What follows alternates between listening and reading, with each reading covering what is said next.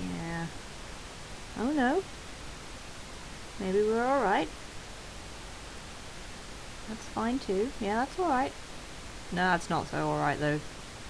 Ooh, y'all are gonna have to start coming in and telling me whether this is, whether it's buffering or not. I did a test, like, about like 10, 20 minutes ago, which was fine, and then I did a test really recently, and now it is not so fine. But, oh, hello, Raklos. Yes, it is your meme, yes! It was a great relief to me that I did not have to think of a meme for this, stream. I was very delighted. I was very, very glad about that. Is it buffering, though? Is the main question.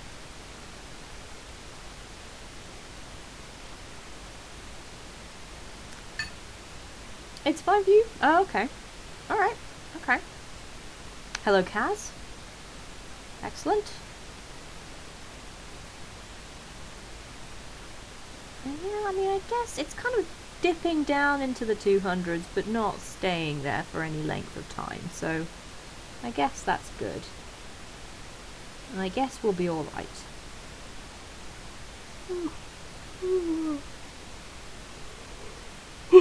I might be a little bit sleepy.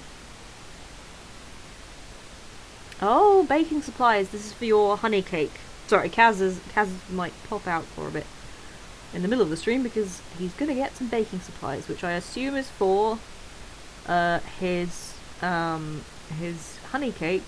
That's his Hobbit honey cake. That is for tomorrow. Because is it tomorrow that we're watching the Two Towers? Bjorn's honey cakes, of course. Of course. I am a fool. Of course it's Bjorn's honey cakes. Excellent. Excellent.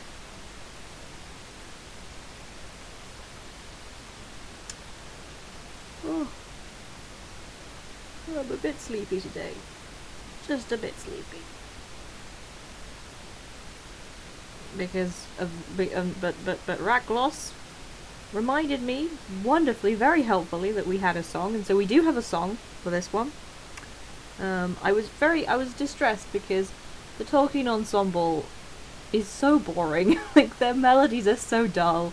They're all the same essentially, and it means that every time I'm forced to use the Tolkien ensemble's what's the word? The Tolkien ensemble's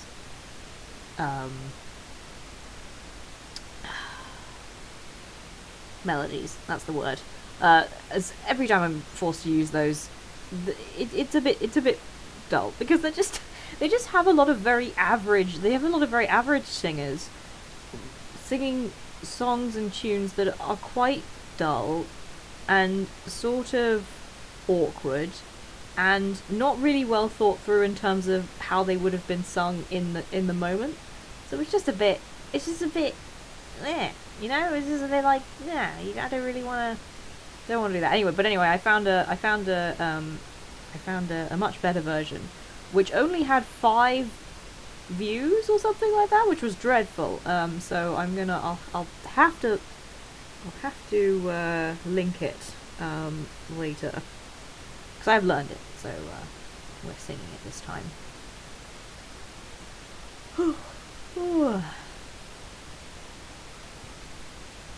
We do have fodder for the preamble. The preamble this time is going to be we're going to do a bit of Tolkien shaming in the preamble because we got through the Ents. We all know the various stuff about the Ents, but we have to acknowledge the various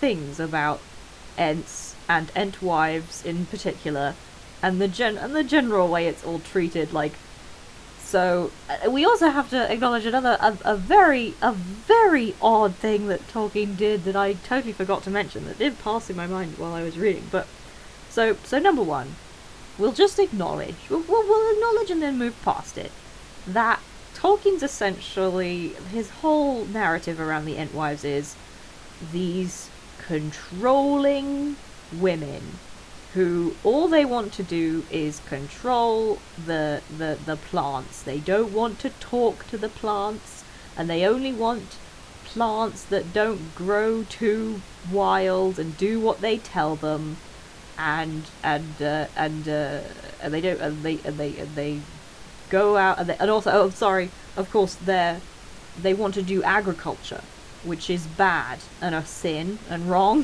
for them to want to do agriculture, which is such a white imperialist take. Like, agriculture is bad. Like, obviously the Entwives were doing agriculture in a very well sustained and kind way, like many other people managed to do, just not us. So you know, the takes are bad with the Entwives, and then of course, because they decided to do that and weren't secretive and didn't talk to their blades of grass and or fruit trees and stuff, they all got burned to death by Sauron's invading army. So that's great. Thank you for that, Tolkien. We really enjoyed that bit. It's just rough. Like, usually there's some nuance to Tolkien's takes in terms of women. Like, all of his women are in some way, shape or form a little bit sexist, or yeah, like they always have like a part to them which is a little bit off to think about, but they usually have some nuance to them. But the Entwives don't. They really do. They really are just there to be like, oh, those mean, controlling Entwives, and all they wanted to do was do agriculture, which is bad. Oh, we've got more people in. Hello, Peaches. Peaches will be in and out because a lovely Anon asked him about his favourite Jaeger and pilot duo. Oh, well, obviously, I understand. Obviously. You go, do all you need. I would, if I was able to go onto Tumblr and somebody asked me something about Boromir right now, I would do the same. And Prince of Caldor is here, and Seven Stars and Seven Stones is here, and Dessa is here. Hello, lovely to have all of you in. Raklos says, and he also speculates that if they survived, they might have been captured or enslaved for agricultural purposes. Oh god. Oh god. Yes, of course, because the other person who does agriculture is Sauron. I mean, also everybody, everyone else also does agriculture. Like, ugh. It's just, he really didn't take much. He didn't put much effort into this take, really. He didn't put much effort into it. Kaz says, those darn women always using sustained farming methods. I know, it's dreadful. It was the goal of saying, like, all these women who don't want to talk to their plants when... did you ever meet a woman in her garden? Have you ever seen a woman in her garden? Like, at any moment, at any time. At any moment, at any time, if I catch my mother in her vegetable patch, she will be talking to those plants. Like, I can guarantee you. So, terrible, really. Yes. What was the other take? Because we can just accept that and move on. Oh, yes! And also about the Ents. Okay, so, picture the Fangorn Forest. You probably can. The map, the Fangorn Forest. And then where it is in terms of nearby Isengard. It's like a little bit east of Isengard, it's like butting up against it. So a bit of that section is being felled. Excuse me. The orcs are coming in, they're felling, they're burning some of it. It's bad. Nobody likes deforestation. It's bad. And yes, Saruman definitely deserved to be attacked, because in this universe, these trees that are being cut down are real people with lives and souls. I mean, not that trees also don't have souls. It's a complex, but we know for a fact that these trees have souls and friends, and they talk, and they are like people. Okay, so them being cut down is murder, and it's terrible, and it's all happening is dreadful. And the Ents are very angry about it, and they go to war, and then yeah. Alright. So, where is the mention, or the large and long description of the eternal and devastating rivalry between the Ents and the men of Numenor, who are nearly single-handedly responsible for the entire deforestation of most of southern Eriador. Okay, so if the concept is that all trees are alive and so many friends, and Trivia talks about how he could walk from one end of from Fangorn to the other end of Eriador, and it was all forest, and that was his whole land. And the Numenorians arrive and felled all of them. They are 90% of all deforestation is in Middle Earth is the Numenorians' fault.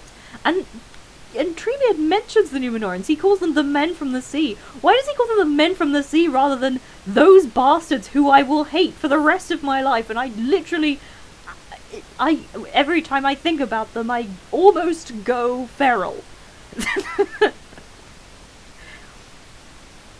Okay, Kaz says Numenor was just so powerful that whatever the Ents would attack, the Numenorians would just be like, golly, these trees sure are frisky, but bring out the artillery. Okay! But if that's the case, again, number one, why is Treebeard like the men from the sea rather than those bastards, those murdering assholes who I will never forgive? My forever rivals, my forever hated betrayers, the murderers, the massacreists. Like, what? That, it should be a massive cultural touchstone for Ents, how much they fucking hate the Numenorians. Number two, does that mean that the Ents just gave up at one point? Like, the Ents were just like, I guess this fight is just not gonna work. We keep dying, but they are still cutting down all our trees, because surely they could not have, like, they could not have had a moment. The moment when the Ents would have started attacking the Numenorians would have been like when they started cutting down like a tiny percentage of the forests of what they were eventually going to cut down. So this must have been a long, protracted period of time where the Ents, I guess, were fighting. One assumes, and then they just decide to stop before they kill their whole race. Because if they didn't, then like if they hadn't stopped, then they would all be dead, and they would not be here for Merry and Pippa to talk to. It makes no sense. Kaz says, I don't know, maybe Jert hadn't written that bit of lore. No, not true, because in the, not in the Council of Elrond, but Elrond says it in Rivendell. He says, a squirrel used to be able to travel from one end of Rovanion to the other end of Eriador and never have to touch the ground. So, he already definitely knew that there had been a deforestation, and I'm almost absolutely certain that he knew it had to have been the Numenorians, because he'd already written most of the... No, but like, who else? But you had to... No, if... I'm sorry, I guess I don't really care, is my point, that if he hadn't thought of it, he should have. If he hadn't thought of who had destroyed all of the forests, the whole collection of forests in the whole of Eriador, then the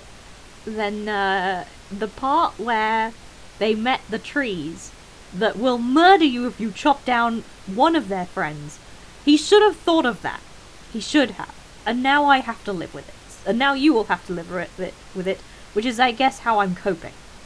Rackloth says, imagine a Numenorian hating Treebeard reacting to Aragorn proudly announcing his heritage. Yes! This I now want very much.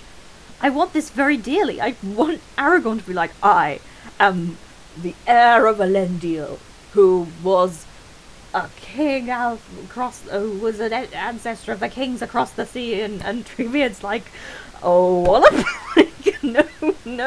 no question. Oh, it really bugged me for a while. It really bugged me for a bit. Kaz does make a good point. could have been Sauron's invasion of Eregion in the Second Age. So the thing, I guess that's true. It could have been that the deforestation at that time was supposed to have been done by Sauron. Again, it wasn't. It's very important for you to understand. The Numenorians are credited for the majority of the deforestation that happened in, like, Minhiraeth and, is Minhiraeth the right word? Am I, yes, I think it's Minhiraeth. And all the way up Dunland, all the way up to the Shire, all of that. The whole section used to be an entire, through the Gap of Rohan, meeting up with, the Fangorn and then continuing, like, the whole thing used to be one giant forest. And the Numenorians are the ones credited for the deforestation of the whole thing. So, and that's the canon we have now. I guess it's possible that initially when writing the book, he just kind of thought that Sauron probably, just like walked in and decided to destroy all the trees. I mean, I suppose if trees are useful to your enemy, you might as well cut them down. But it does seem like, it seems odd, especially because the whole point is that the Numenorians did it over a long period of time. There were years and years of time that they did this. So it's very irritating, and this is just the shaming Tolkien hour for not thinking about it. Prince of Caldor says, Treebeard in canon, oh, those men from the sea, they were alright, but Saruman is a dick. Treebeard, if he was hasty, we shall avenge the grudge, yes. Raklos asks, why would Sauron cause massive deforestation in that relatively short period of time? Just out of spite? I mean, yes, just out of spite does, yeah, as Prince Imrahil says, it does sound likely for Sauron, the Sauron we know, but it still aggravates me.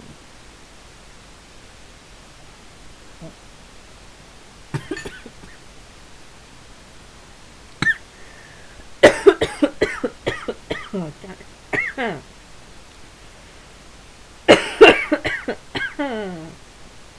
Ugh.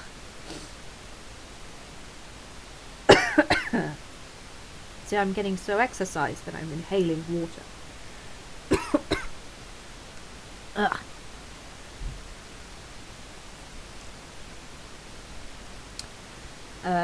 Dessa says I think it's a blind spot in the text itself, because he wanted in Burnham Wood, he wanted the Burnham Wood bit to land, had to dunk on Macbeth, that's true.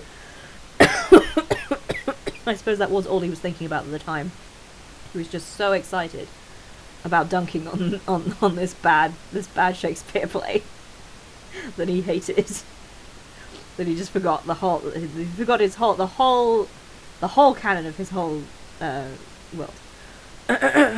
Which I suppose we can forgive him for, because God only knows I don't remember everything about everything I thought of. But if I was writing a book, I feel like I would, though. If I was writing a book. Anyway. Ragnar says, fair enough, also orcs like destroying nature for no reason. Yeah. So Kaz says, Sauron, you loved it and I took it away because that's what I do. I think that's a reference, but I'm afraid I don't know it. Prince of Caldor says, it's not even a bad play, miserable bastard jerk. I mean, I can sympathise with seeing being excited about the idea that there was a moving tree, a moving forest, and then finding out that it wasn't, and being disappointed. I would have been disappointed by that. I was disappointed as a child. I mean, it's understandable, but it is a good play. I like Macbeth. I played Lady Macbeth at a an inappropriately young age. I'm not entirely sure why my primary school decided that they were going to put on Macbeth, but they did, and I played Lady Macbeth. It was an in-house, like, it was just for the other children, so I don't think anyone... But yeah, I definitely played Lady Macbeth when I was, like, 8, 9, so... And I had a well of a time with it. Very good time. Yes, Dessa does say it, but it's mostly the colonialism. Yes, this is probably the answer that we're looking for. Tolkien just simply... he just simply had the blind spot of the Numenorians and what they do being... It has to be somehow good. Not all of it, obviously, but like there has to be, like, you know, the complex way the mind of an imperialist works. Kaz says, Jurt watching Macbeth. It's a good play, but God, so many missed opportunities. Aaron watching Lord of the Rings. It's a good movie, but God, so many missed opportunities. Yes, I guess. You don't put enough feral anger into it, but I do, yes, basically, I suppose, yes, yes. I suppose. I'll agree with that. Is there anything else I was going to say? Oh yes, my mother, the question that we had last time about who else was horny in the book, which was we did have that question, and we came up with Treebeard and what was it? It was Faramir and Eowyn and somebody else, I can't remember, but my mother after listening to it then did remind me that unfortunately Frodo does get quite horny for Goldberry, like and we do have to accept that is a thing that happens. He is quite horny for Goldberry, it's true. She makes a good point, does my mother.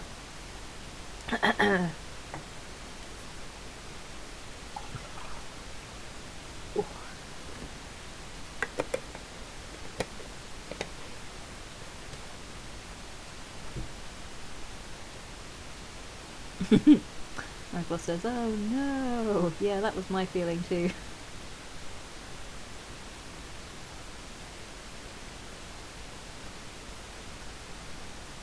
Oh, okay.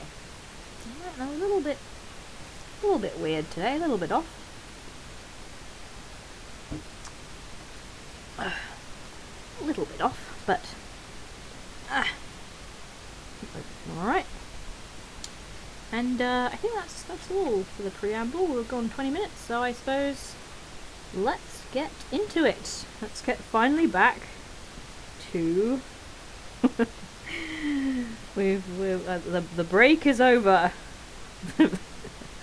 our good vacation from it all is over, and we must now return to talking's going to give us back a boy, but it's not the boy we want.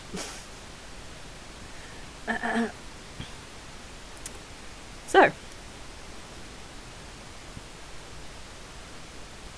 yes, so they've just plunged into the trees to go and look for Merry and Pippin.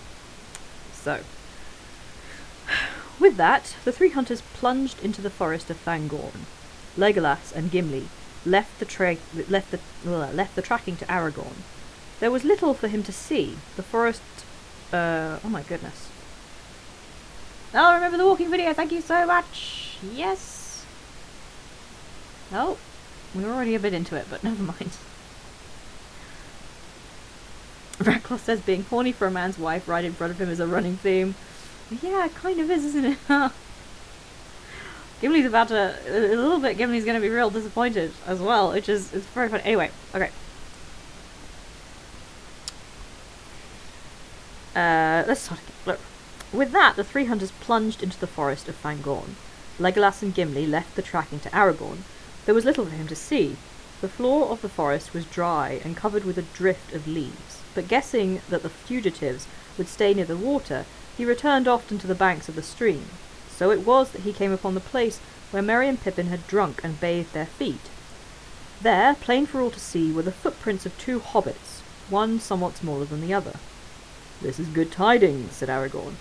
"Yet the marks are 2 days old, and it seems that at this point the hobbits left the waterside." "Well, then what shall we do?" asked Gimli. "We cannot pursue them through the whole fastness of Fangorn. We have come ill supplied. If we do not find them soon, we shall be no use to them, except to sit down beside them and show our friendship by starving together." "If that is indeed all we can do, then we must do that," said Aragorn. "Let us go on." I guess that's quite nice. I suppose. I mean, I don't think Aragorn ever thought that was going to happen, but Uh, but I suppose Aragorn just being like, yeah, I get, if we die, we die. If we die, we fucking die. Which is quite sweet. Oh, I'm all dizzy today. Never mind. They came at length to the steep, abrupt end of Treebeard's Hill, and looked up at the rock wall with its rough steps leading to the high shelf. Gleams of sun were striking through the hurrying clouds, and the forest now looked less grey and drear. "Let us go up and look about ourselves," said Legolas. "I still feel my breath short. I should like a taste of freer air for a while." The companions climbed up. Aragorn came last, moving slowly. He was scanning the steps and ledges closely. "I am almost sure that the hobbits have been up here," he said. "But there are other marks, very strange marks, which I do not understand. I wonder if we can see anything from this ledge which will help us to guess which way they went next." He stood up and looked about, but he saw nothing that was of any use. The shelf faced southward and eastward, but only on the east was the view open. There he could see the heads of the trees descending in ranks towards the plain from which they had come. "We have journeyed a long way round," said Legolas. We could have all come here safe together if we had left the great river on the second or third day and struck west. Few can foresee whither their road will lead them till they come to its end." "But we did not wish to come to Fangorn," said Gimli. "Yet here we are, and nicely caught in the net," said Legolas. "Look!" "Look at what?" "There in the trees." "Where? I have not elf eyes." "Hush! Speak more softly. Look." And Legolas pointed. "Down in the wood, back in the way that we have come. It is he. Can you not see him, passing from tree to tree?" I see now," hissed Gimli. "Look, Aragorn! Did I not warn you? There is the old man, all in dirty grey rags. That is what I could not see. That is why I could not see him at first." Aragorn looked and beheld a bent figure moving slowly. It was not far away. He looked like an old beggar man, walking wearily, leaning on a rough staff. His head was bowed, and he did not look towards them. In other lands they would have greeted him with kind words, but now they stood silent, feeling each a strange expectancy. Something was approaching that held a hidden power, or menace. Gimli gazed with wide eyes for a moment as step by step the figure drew nearer. Then suddenly, unable to contain himself any longer, he burst out, "Your bow, Legolas! Bend it! Get ready! It is Saruman!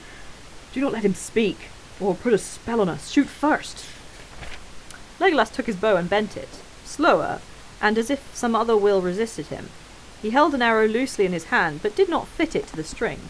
Aragorn stood silent. His face was watchful and intent. "Why are you waiting? What's the matter with you?" said Gimli, in a hissing whisper. "Legolas is right," said Aragorn quietly. "You may not shoot an old man so, at unawares and unchallenged, whatever fear or doubt be on us. Watch and wait." At that moment the old man quickened his pace, and came with surprising speed to the foot of the rock wall. Then suddenly he looked up. While they stood motionless looking down, there was no sound. They could not see his face. He was hooded, and above the hood he wore a wide-brimmed hat, so that all his features were overshadowed except for the end of his nose and his grey beard.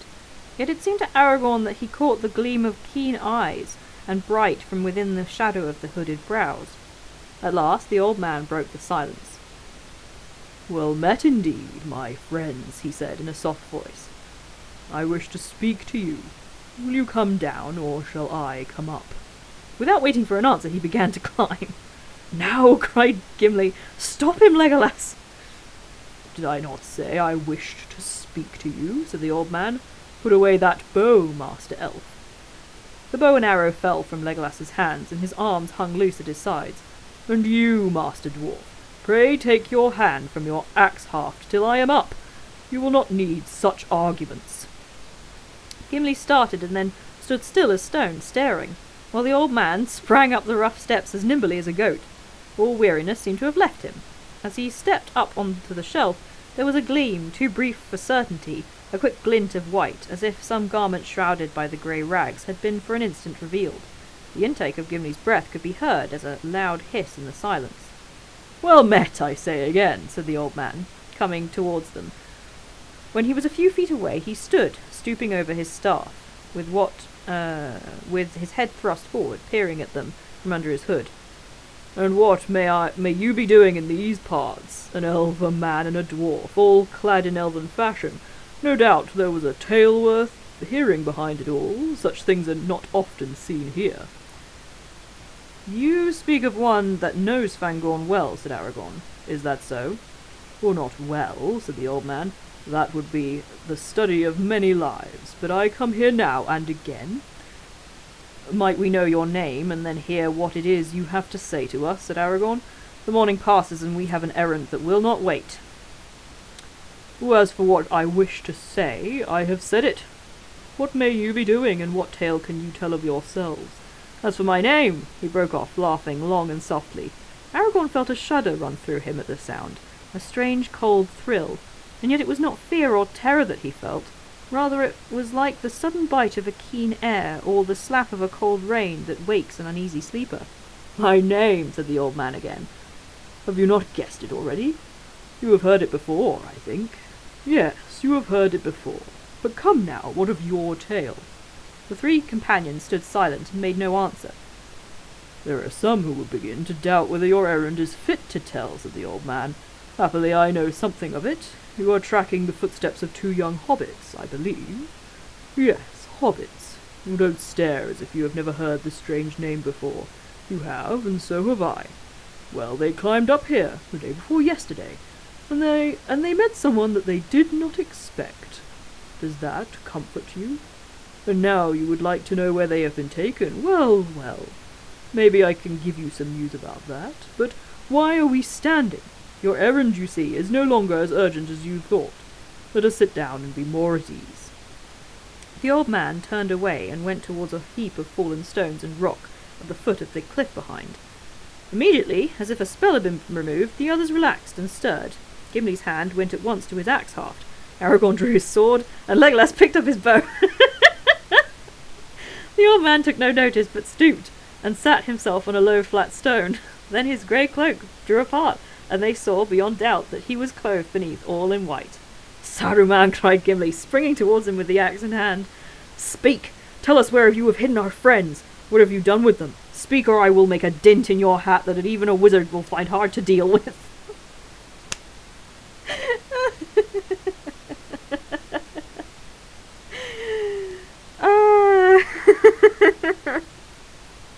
He has to play with them. It's so mean. It's so cruel. He has to play with them. If Gimli had accidentally, actually killed Gandalf again, twice, he would have deserved it. I can't remember Gandalf's voice, and it's very irritating to me. The old man was too quick for him. He sprang to his feet and leapt to the top of a large rock. There he stood, grown suddenly tall, towering above them. His hood and his grey rags were flung away. His white garments shone. He lifted up his staff, and Gimli's axe leapt from his hand and fell ringing to the ground. The sword of Aragorn, stiff in his motionless hand, blazed with a sudden fire. Legolas gave a great shout, and shot an arrow high into the air. It vanished in a flash of flame. "Mithrandir!" he cried. "Oh, Mithrandir!" "Well met, I say you again, Legolas," said the old man. They all gazed at him. His hair was white as snow in the sunshine, and gleaming white was his robe. The eyes under his deep brows were bright, piercing as the rays of the sun. Power was in his hand. Between wonder and joy and fear they stood and found no words to say. At last Aragorn stirred. "Gandalf," he said, "beyond all hope you've returned to us in our need. What veil was over my sight? Gandalf!" Gimli said nothing, but sank to his knees, shading his eyes. "Aw." "Gandalf," the old man repeated, as if recalling from an old memory a long-disused word. "Yes, that was the name. I was Gandalf." He stepped down from the rock, and picking up his grey cloak, wrapped it about him. It seemed as if the sun had been shining, but now was hid in cloud again. "Yes, you may call me Gandalf," he said, and his voice was the voice of their old friend and guide. "Get up, my good Gimli. No blame to you, and no harm done to me. Indeed, my friends, none of you have any weapon that could hurt me. Be merry. We meet again, at the turn of the tide. The great storm is coming, but the tide has turned." He laid his hand on Gimli's head, and the dwarf looked up and laughed suddenly. "Gandalf," he said, "but you were all in white." "Yes, I am white now," said Gandalf. Indeed, I am Saruman, one might almost say. Well, Saruman as he should have been. But come now, tell me of yourselves. I have passed through fire and deep water since we parted. I have forgotten much that I thought I knew, and learned again much that I had forgotten. I can see many things far off, but many things that are close at hand I cannot see. Tell me of yourselves.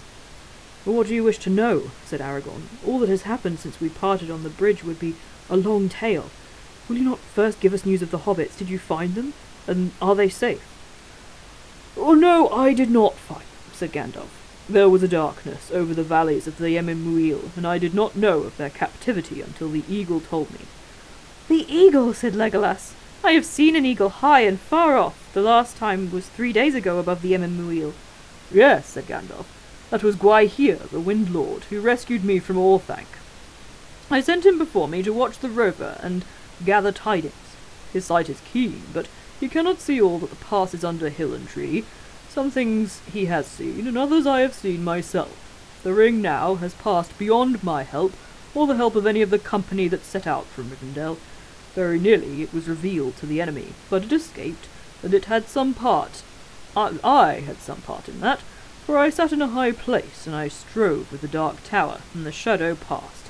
Then I was weary, very weary, and I walked long in dark thought. Then you know about Frodo, said Gimli. How do things go with him? I cannot say. He was saved from a great peril, but many lie before him still. He resolved to go alone to Mordor, and he set out. That is all I can say. Not alone, said Legolas. We think that Sam went with him as well. Did he? Said Gandalf, and there was a gleam in his eye and a smile on his face. Did he indeed? It is news to me, yet it does not surprise me. Good. Very good. You lighten my heart. You must tell me now more. Now sit by me and tell me the tale of your journey. The companion sat on the ground at his feet, and Aragorn took up the tale. For a long while Gandalf said nothing, and he asked no questions. His hands were spread upon his knees, and his eyes were closed. At last, when Aragorn spoke of the death of Boromir and of his last journey upon the Great River, the old man sighed. This is going to make me real angry, so I'm going to stop.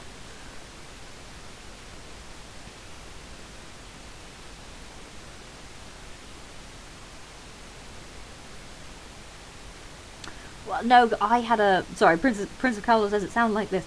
Bilbo Baggins. I can't actually even get it from that.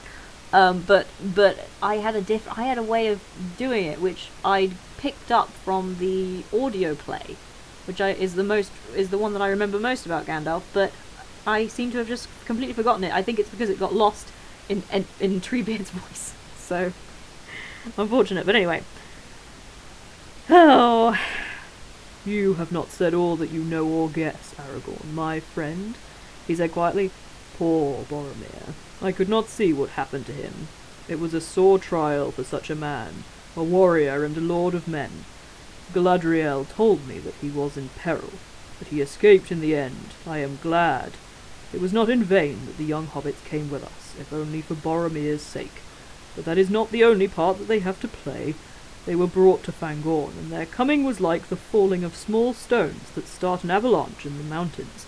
Even as we talk here, I hear the first rumblings. Saruman had best not be caught from home when the dam bursts. In one thing you have not changed, dear friend, said Aragorn. You still speak in riddles. What? In riddles? said Gandalf. No, for I was talking aloud to myself. A habit of the old. They choose the wisest person present to speak to. The long explanations needed by the young are wearying. He laughed, but the sound now seemed warm and kindly as a gleaming of sunshine. I hate this man so much. I hate him so much. I've got to keep calm because I'm feeling real dizzy today, but I hate this old man so much.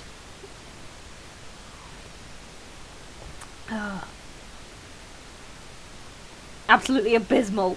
Absolutely abysmal that Gandalf is like, what is he saying here? Is he literally saying that Merry and Pippin served a purpose by being nearly caught and killed, and then Boromir dying to not save them? Is that it? Is that it's is that it?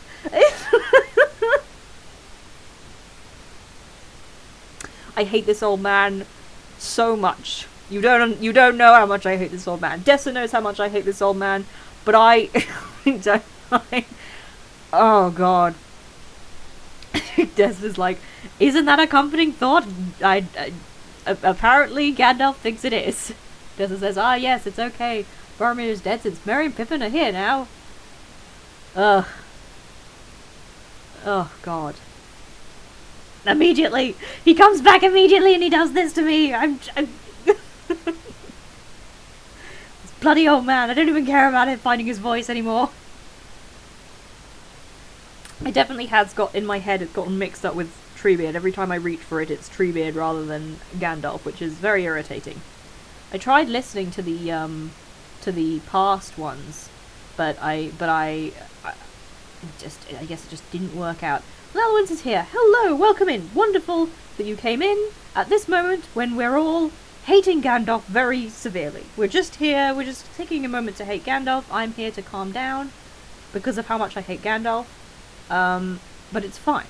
Everything's fine. It's all fine. I'm gonna keep going.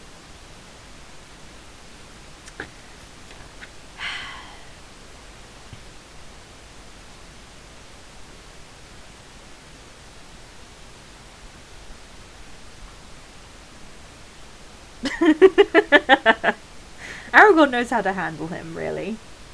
Aragorn really knows how to handle him. Okay, so... I am no longer young in the reckoning of men of the ancient houses, said Aragorn. Will you not open your mind more clearly to me? What then shall I say, said Gandalf, and paused for a moment in thought. This, in brief, is how I see things at the moment. If you wish to have a piece of my mind as plain as possible, the enemy, of course, has looked long for the ring. Has long known that the ring is abroad, and that it is borne by a hobbit. He knows now the company. Oh my goodness! He knows now the number of our company that set out from Rivendell, and the kind of each of us. But he does not yet perceive our purpose clearly. He supposes that we were all going to Minas Tirith, for that was what he would have done himself. In our place, and according to his wisdom it would have been a heavy stroke against his power. Indeed, he is in great fear, not knowing what mighty one may suddenly appear wielding the ring and assailing him with war, seeking to cast him down and take his place. That we should wish to cast him down and have no one in his place is not a thought that occurs to his mind. That we should try to destroy the ring itself has not yet entered into his darkest dream, in which no doubt you will see our good fortune and our hope. It's really annoying me that I can't get his voice.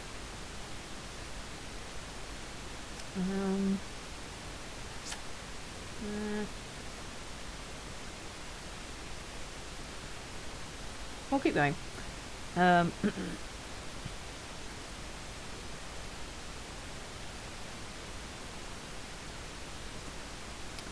For imagining war, he has let loose war, believing that he has no time to waste. For he that strikes the first blow, if he strikes it hard enough, may need to strike no more. So the forces that he has long been preparing, he is now setting in motion, sooner than he intended. Wise fool! For if he had used all his power to guard Mordor, so that none could enter, and bent all his guile to the hunting of the ring, then indeed hope would have faded. Neither ring nor bearer could long have eluded him, but now his eye gazes abroad further than near at home, and mostly he looks towards Minas Tirith. Very soon now his strength will fall upon it like a storm. For already he knows that the messengers that he sent to waylay the company have failed again. They have not found the ring, neither have they brought away any hobbits as hostages. Had they done even so much as that, it would have been a heavy blow to us, and it might have been fatal. But let us not darken our hearts by imagining the trial of their gentle loyalty in the Dark Tower. The enemy has failed so far, thanks to Saruman. Then Saruman is Then is not Saruman a traitor? Said Gimli. Oh, indeed, yes, said Gandalf. Doubly, and is that not strange? Nothing that we have endured of late has seemed so grievous as the treason of Isengard. Even reckoned as a lord and captain, Saruman has grown very strong. He threatens the men of Rohan, and draws off their help from Minas Tirith, even as the main blow is approaching from the east. Yet a treacherous weapon is ever a danger to the hand. Saruman also had a mind to capture the ring for himself, or at least to snare some hobbits for his evil purposes. So between them, our enemy has now contrived only to bring Merry and Pippin with marvellous speed, and in the nick of time, to Fangorn, where otherwise they would never have come at all. Also, they have filled themselves with new doubts that disturb their plans. No tidings of the battle will come to Mordor, thanks to the horsemen of Rohan, but the Dark Lord knows that 2 hobbits were taken in the Emyn Muil and borne away towards Isengard against the will of his own servants. He now has Isengard to fear as well as Minas Tirith. If Minas Tirith falls, it will go ill with Saruman. It is a pity that our friends lie in between, said Gimli. If no land divided Isengard and Mordor, they could fight while we watched and waited. Well, the victor would emerge stronger than either, and free from doubt, said Gandalf. But Isengard cannot fight Mordor unless Saruman first obtains the ring. That he will never do now. He does not yet know his peril. There is much that he does not know. He was so eager to lay his hands on his prey that he could not wait at home, and he came forth to meet and to spy on his messengers. But he came too late for once, and the battle was over and beyond his help before he reached these parts. He did not remain here long. I look into his mind, and I see his doubt. He has no woodcraft. He believes that the horsemen slew and burned all upon the field of battle, but he does not know whether the orcs were bringing any prisoners or not, and he does not know of the quarrel between his servants and the orcs of Mordor, nor does he know of the winged messenger. The winged messenger, cried Legolas. I shot at him with the bow of Galadriel above San Gabir, and I felled him from the sky. He filled us all with fear. What new terror is this? One that you cannot slay with arrows, said Gandalf.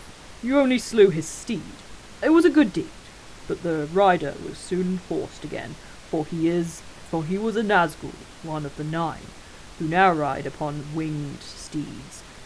Soon their terror will overshadow the last armies of our friends, cutting off the sun, but they have not yet been allowed to cross the river, and Saruman does not know of this new shape in which the ringwraiths have been clad. His thought is ever on the ring.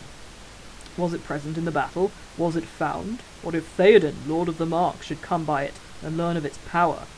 That is the danger that he sees, and he has fled back to Isengard to double and treble his assault on Rohan. And all the time, there is another danger close at hand, which he does not see. Busy with his fiery thoughts, he has forgotten Treebeard.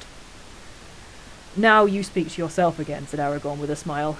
Treebeard is not known to me, and I have guessed part of Saruman's double treachery, yet I do not see in what way the coming of 2 hobbits to Fangorn has served, save to give us a long and fruitless chase. Wait a minute, cried Gimli. There is another thing that I should like to know first. Was it you, Gandalf, or Saruman, that we saw last night? Oh, you certainly do not see me, answered Gandalf. Therefore I must guess that you saw Saruman. Evidently, we look so much alike that your desire to make an incurable dent in my hat must be excused. Good, said Gimli. I am glad it was not you. Gandalf laughed again. Yes, my good dwarf, he said. It is a comfort not to be mistaken at all points. Do I not know it only too well? But of course I never blamed you for your welcome of me. How could I do so, who have so often counselled my friends to suspect even their own hands when dealing with the enemy? Bless you, Gimli, son of Glóin. Maybe you will see us both together one day and judge between us. But the hobbits, Legolas broke in. We have come so far to seek them, and you seem to know where they are. Where are they now? With Treebeard and the Ents, said Gandalf. The Ents, exclaimed Aragorn. Then there is truth in the old legends about the dwellers of the deep forest and the giant shepherds of the trees. Are there still Ents in the world? I thought they were only a memory of ancient days, if indeed they were ever more than a legend of Rohan.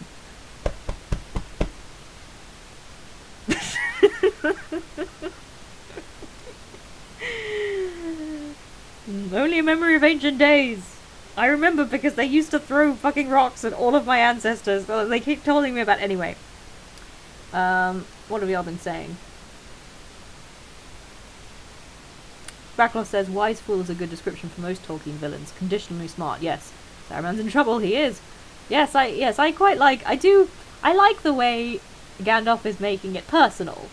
When he says he means Sauron and Saruman, but he knows both of them. He does know both of them. It's very funny. It's very funny. Prince of Kelvin says, that ain't how war works, old man. I'm assuming he's referencing the part where Gandalf is like, the other one will be greater in the end. Which is true. That isn't how war works. It might be how war works in Middle-earth, I think, in terms of, like, the point would be whoever got the ring. I think, because the war would be who's going to get the ring. And the end of the war would be which of us managed to get the ring. In which point, that guy would be more powerful than when they went in. But yes, indeed, they would also have less orcs, one would assume, and less armies. Prince Imrahil says, damn, you might say whatever you want, Gandalf, but that phrase about feeling good not to be wrong on all points, it is true, goes home as well. Yes.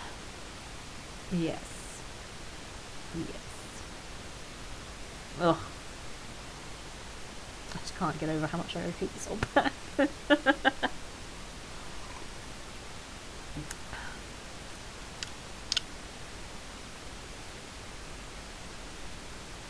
What was the thing I was thinking of?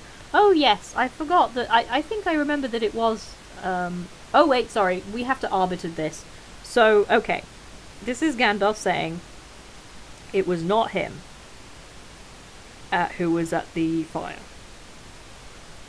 And I suppose the point is that Aragorn's mention that he noticed that he had a hat, not a hood. Whereas we know that Saruman has a hood and Gandalf has a hat. This is the only defining difference between them. But okay, so if I suppose the point is that he's just so alike to Saruman that it doesn't matter. That it was probably Saruman. But again, it's a very odd moment that feels strange. Oh, we're coming up to an end in the stream, which is quite sweet. Just past it. But it's just such a strange thing to add in, because all of the points. I think Tolkien.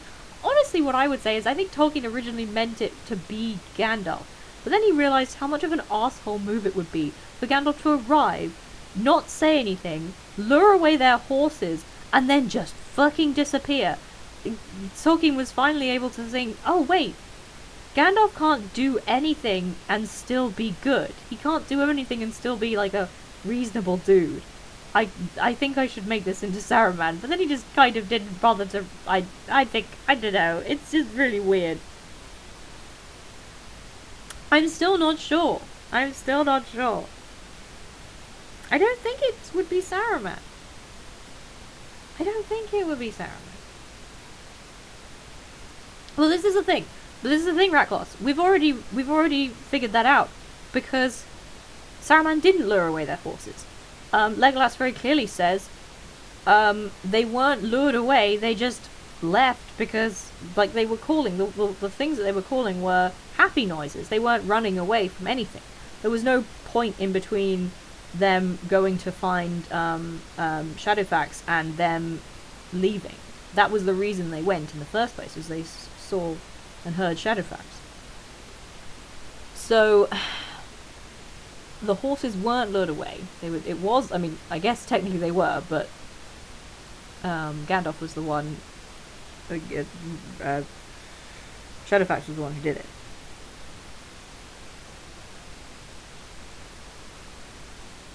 Well, no, Legolas definitely. I think Legolas at this point definitely his insight that the horses were not scared, they were not spooked away, and they wanted to go to find an old friend. I think that's quite a trustworthy intuition. If we can trust anything about elves, it's that they have an intuition about what animals are doing. So Raglos says, I think it's just us guessing together with the characters who have no idea who it was. Certainly, yes, Aragorn's weird comment about how he wasn't sure whether it was Saruman or not, is more of a guess than anything else, but it's still odd. It's still odd as a plot point. It's still strange that it happened. It's wild in any respect that it's so anyway, never mind. Okay. Where the hell did I get to? Oh yes, okay, so I thought they were only a memory of ancient days, if indeed they were ever more than a legend of Rohan. The legend of Rohan, cried Legolas. Nay, every elf in Wilderland has sung songs of the old Onodrim, and their long sorrow. Yet even among us they are only a memory. If I were to meet one still walking in this world, then indeed I should feel young again. But Treebeard, that is only a rendering of Fangorn into the common speech, which you seem to speak of yet you seem to speak of a person. Who is this Treebeard? Ah, now you are asking much, said Gandalf. The little that I know of this long, slow story would make a tale, for which we have no time now. Treebeard is Fangorn, the guardian of the forest. He is the oldest of the Ents, the oldest living thing that still walks beneath the sun upon this middle earth.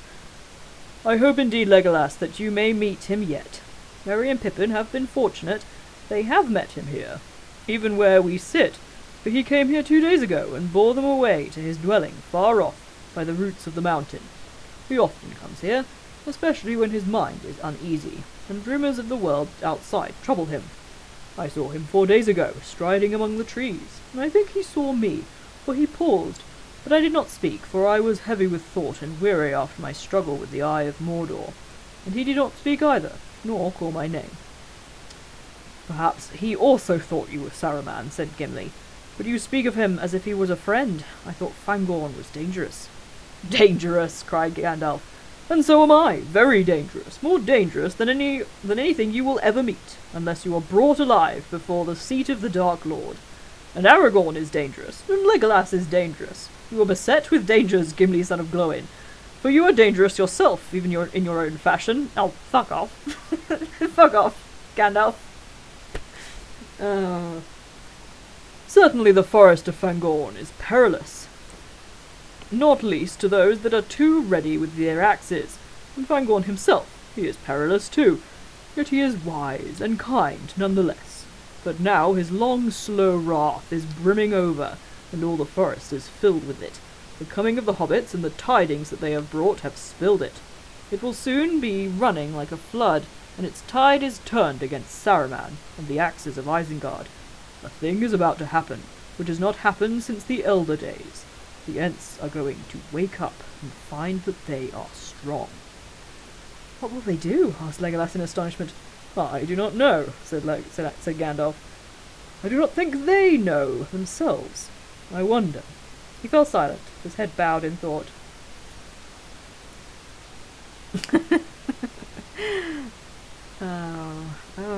Oh my goodness.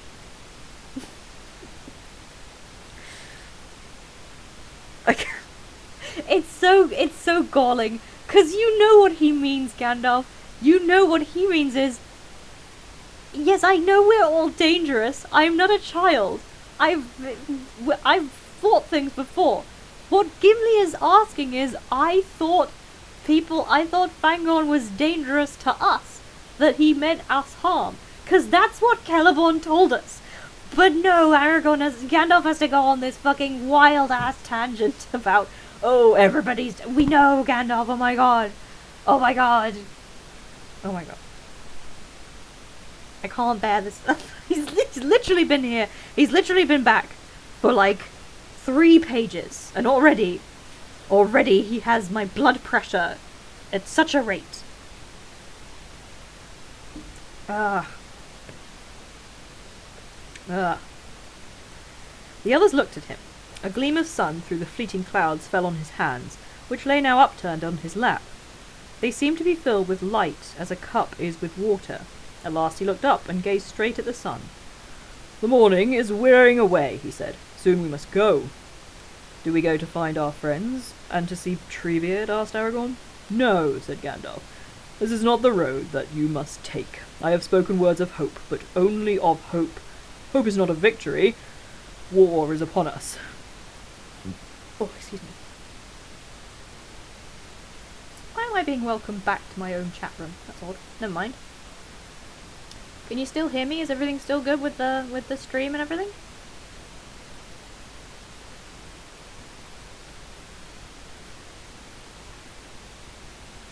It should be, because we've got a nice. Okay.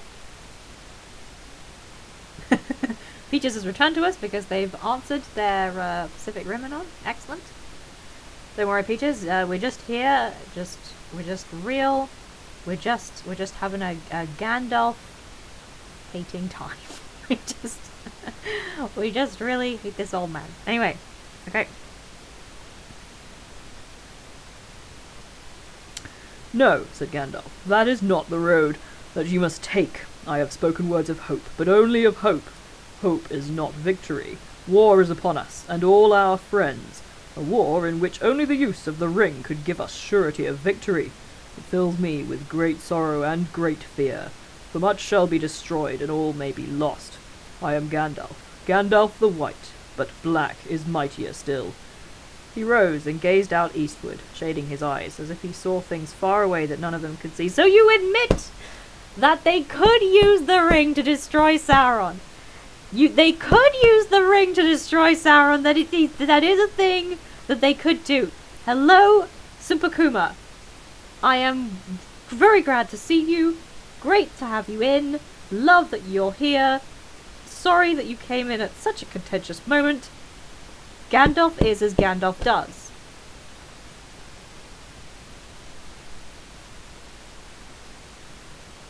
And yes, also, Dessa has said, interesting Gandalf, which they are referencing. They are referencing the fact that Gandalf in another book is going to tell Denethor that he shouldn't give up hope. And that there's a lot of... never mind. Rekos asks, yes, they could, but they shouldn't. What's the problem? It's because the narrative up until now that the elves and Gandalf have essentially pushed to others, not to themselves and not to the people who know about the ring, but to others, is that the ring would take you over and then we'd lose everything, and Sauron would be the outcome would be that Sauron would take over you or whatever. But it's very dishonest, because realistically speaking, if Denethor had gotten the ring, he could have won. He could have won, and it's just, there's just a lot of I don't know how to explain it, but it's just a lot of like get more of Gandalf being manipulative in the answers that he gives people, and closed off about the reasons for stuff, and more of the reasons why Boromir didn't trust him or Elrond or anyone other fucking. That I'm better is really what we're climbing the stairs to in the stream. We're climbing the stairs to once again to go and get to Treebeard's Hill, and we will meet Gandalf again. So that's good. I'm glad that we got here before we left the hill, so that we could go and see Gandalf on top of the hill. And I didn't realize this before, but I've just now suddenly realized that in the game, at this moment when you come to meet Gandalf, he's only just arrived in Fangorn, and is waiting for Aragorn and Gimli to get here. I hadn't thought of that before. That makes no sense in the game's canon or storyline. Now I think about it, I've just realized how wild that would be to put into a timeline. But don't worry, it's nowhere near as bad as anything that Shadow of Mordor has ever done, so I'm going to ignore it.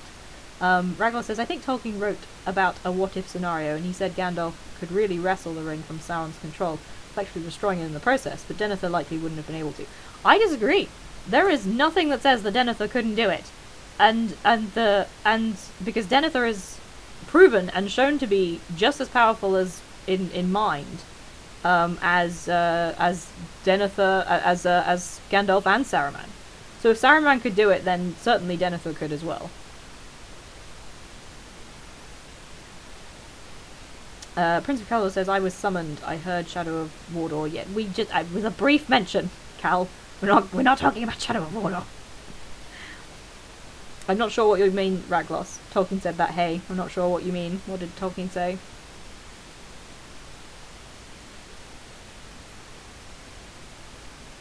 We'll just wait for Raglos to answer. And we'll watch me fall down this cliff. I really got so lost making this walking video. I really did. I got so lost. I was trying to find my way through, and I just couldn't figure out. It's a real maze in there in Lord of the Rings Online.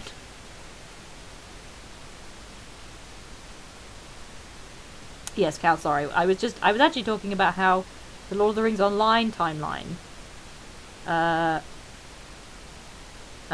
was talking about the Lord of the Rings Online timeline, because at this moment, like technically in the game, when you meet Gandalf, he's waiting for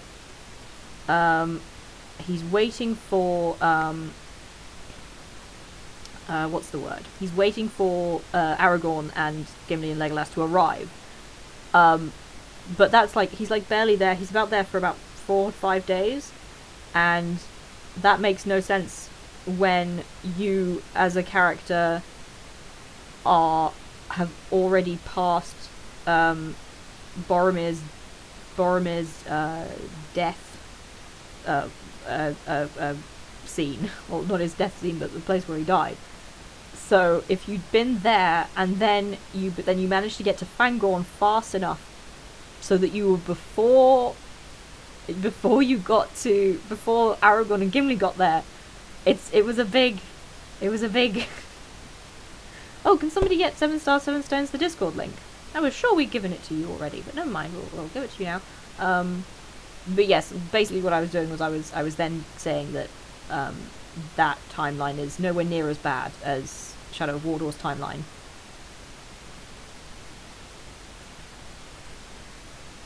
Thanks, Peaches, that's very kind of you. Raglos, okay, so Raglos says I'll find the quote about it and post it on Discord. I think it's in the letters. Raglos says, claiming the ring for yourself isn't enough to fully control it. It still obeys Sauron. Yeah, but I do think, I mean, you're probably going to go and find a great quote that says that, specifically, that Denethor could not have claimed the ring away from Sauron's control, but I don't know about that, unless you have a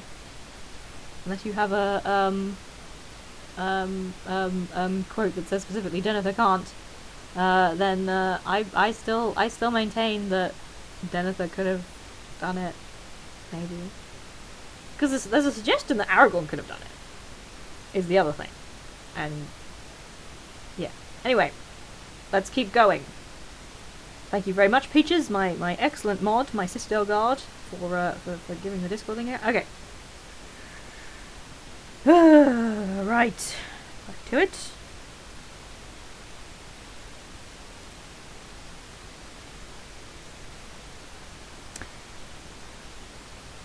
He rose and gazed out eastward, shading his eyes as if he saw things far away that none of them could see. Then he shook his head. No, he said in a soft voice, it has gone beyond our reach. Of that, at least, let us be glad. We can no longer be tempted to use the ring. We must go down to face the peril near despair. Yet that deadly peril is removed. He turned. Come, Aragorn, son of Arathorn, he said. Do not regret your choice in the valley of Emyn nor call it a vain pursuit. You chose amid doubts the path that seemed right. The choice was just, and it has been rewarded. For so we have met in time, who otherwise might have met too late. But the quest of your companions is over. Your next journey is marked by your given word. You must go to Edoras and seek out Theoden in his hall, for you are needed. The light of Andúril must now be uncovered in the battle for which it has so long waited. There is war in Rohan, and worse evil. It goes ill with Theoden. Then are we not to see the merry young hobbits again, said Legolas. I did not say so, said Gandalf. Who knows? Have patience.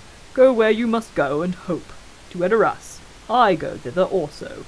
It is a long way for a man to walk, young or It is a young way. It is a long way for a man to walk, young or old," said Aragorn. "I fear the battle will be long over ere I come there." We shall see, said Gandalf. "Will you come now with me?" "Yes, we will set out together," said Aragorn. "But I do not doubt that you will come there before me if you wish." He rose and looked long at Gandalf. The others gazed at him in silence as they stood there facing one another. The grey figure of the man, Aragorn, son of Arathorn, was tall and stern as stone, his hand upon the hilt of his sword. He looked as if some king out of the mists of the sea had stepped upon the shores of lesser men. Oh God! Before him stooped the old figure, white, shining now as if with some light kindled within, bent, laden with years, but holding a power beyond the strength of kings. "Do I not say truly, Gandalf," said Aragorn at last, "that you could go whithersoever you wished quicker than I? And this also I say, you are our captain and our banner. The Dark Lord has 9, but we have one, mightier than they, the White Rider. He has passed through the fire and the abyss, and they shall fear him. We will go where he leads."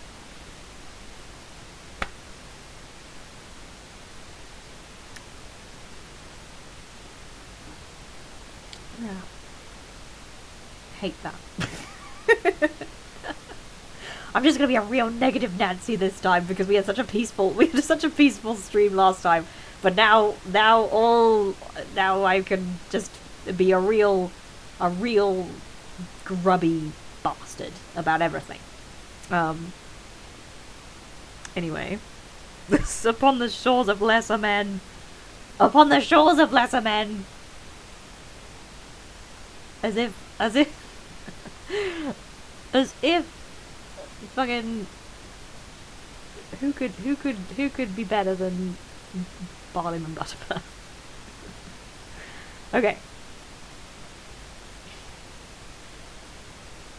"Yes, together we will follow you," said Legolas. "But first it would ease my heart, Gandalf, to hear what befell you in Moria. Will you not tell us? Can you not stay even to tell your friends how you were delivered?" "I have stayed already too long," answered Gandalf. "Time is short, but if there were a year to spend, I would not tell you all." Then tell us what you will, and time allows," said Gimli. "Come, Gandalf, tell us how you fared with the Balrog." "Name it not," said Gandalf. And for a moment it seemed that a cloud of pain passed over his face, and he sat silent, looking old as death. "Long time I fell," he said at last, slowly, as if thinking back with difficulty. "Long I fell, and he fell with me. His fire was about me, I burned. Then we plunged into the deep water, and all was dark. Cold it was as the tide of death. Almost it froze my heart. Deep is the abyss that is spanned by the Durin's bridge. Deep is the abyss that is spanned by Durin's bridge, and none have measured it," said Gimli. "Yet there is a bottom, beyond light and knowledge," said Gandalf. I'm sorry for keeping pausing, but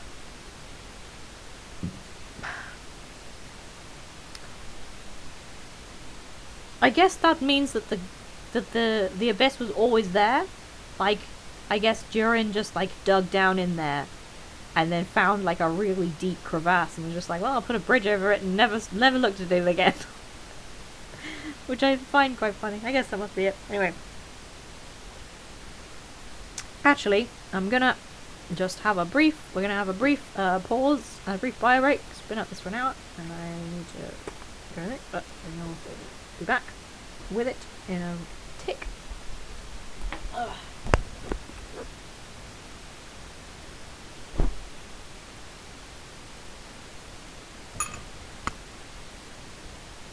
Oh, that must have been slightly distressing for you lot. I'm so sorry. Let's put that away.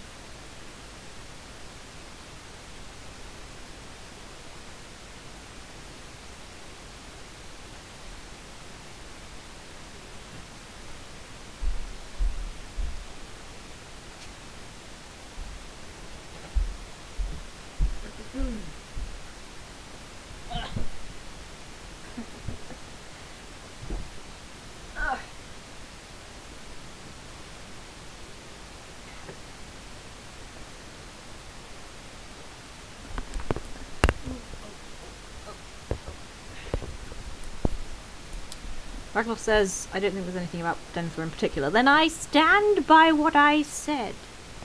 I stand by what I said. I think Denethor could have done it. And they become evil, and, you know, we get that, but I think he could have done it. He just says, I think we were all prepared for the negativity to return. We couldn't stay in Treebeard bliss forever. No, I suppose not. But, I don't know. Didn't mean to come back so vicious. Ah.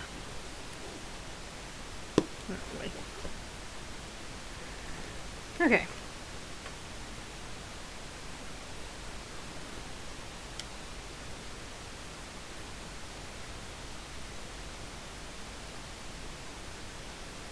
Yes. Yet it has a bottom, beyond light and knowledge, said Gandalf. Thither I came at last, to the uppermost foundations of stone. He was with me still. His fire was quenched, but now he was a thing of slime, stronger than a strangling snake. We fought far under the living earth, where time is not counted. Oh God, I'm sorry again. I've got to stop, and I'll leave the breaking for 11s up briefly, because we are going to talk about Shadow of Mordor. Oh, this is going to be a spoiler. No, it's not. We've already discussed this. When Talion puts the Balrog under the water, it's like as if that's all they do. They just put it in water. But the canon is that if Balrogs are put into water, they just go slimy and strangly and terrifying in a different way. So again, I just like they would just. Oh well.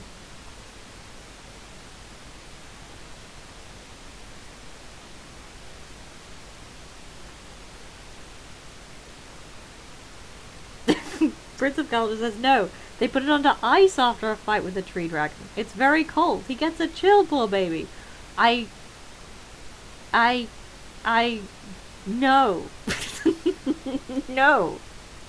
No.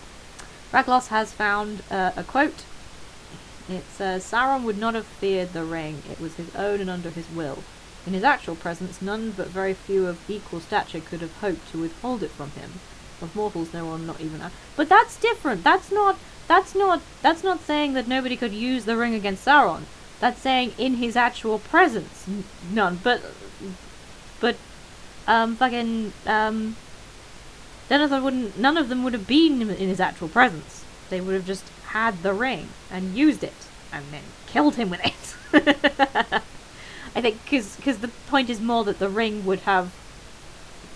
You didn't have to contend with Sauron to use the ring. You could have contended with fucking you could have just used it to do whatever big giant powers the ring has. Use it elsewhere. Like the power of the ring is very unspecified, but it definitely has more power than just you can hit things real good. Like there's like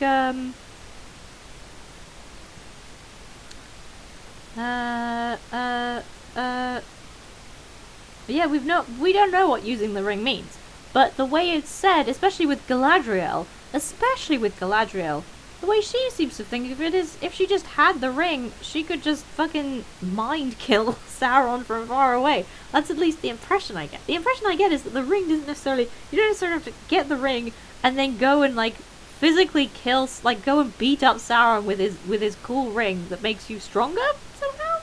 I don't think that's it. It's just, like, power, and if you can think of a way to, like...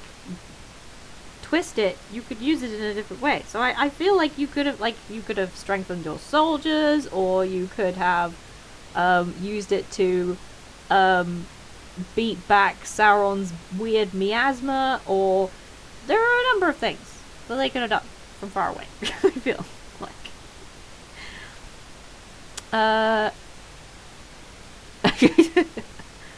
Dessa says, I'm going to hang my hat on his actual presence.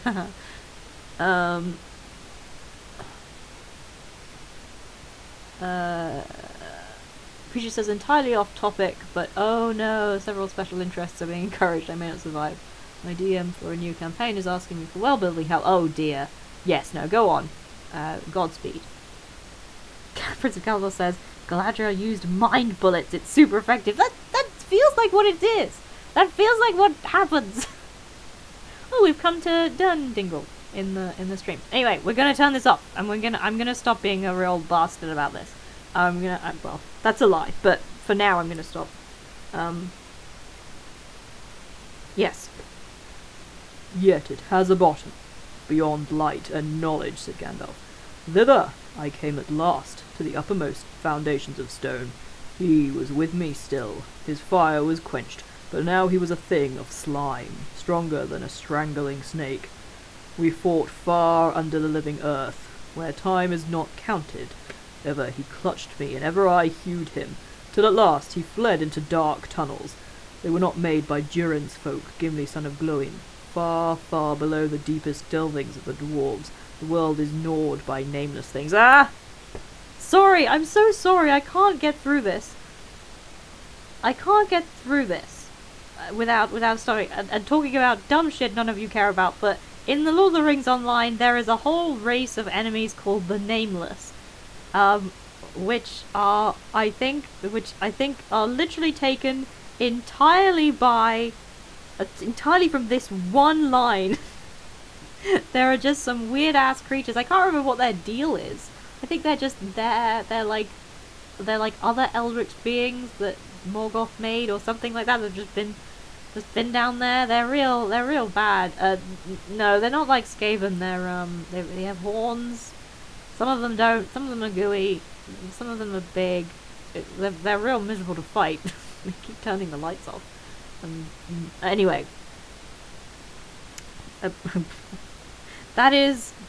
I'm gonna get through this page without pausing. I am. Even Sauron knows them not. They are older than he.